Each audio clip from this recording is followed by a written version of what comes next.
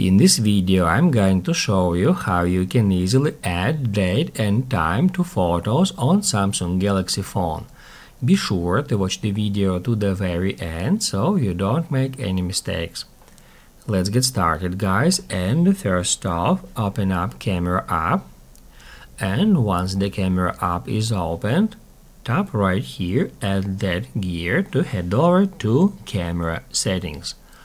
That's where we can easily find watermark. First off, we need to get into watermark settings. In here, first of all, tap at that button to turn it on, and on that preview you can see how your watermark will look like. Now it shows model name right here. You can deselect it if you don't want to place model name on your photos.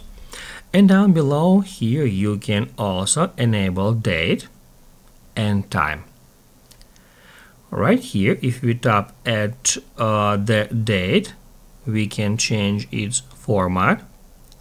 The same about time. And also, if we scroll down a bit, we can easily change the font for our watermark in that way.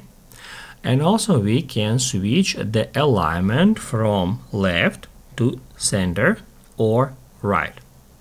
And also we can align it to the top or to the bottom.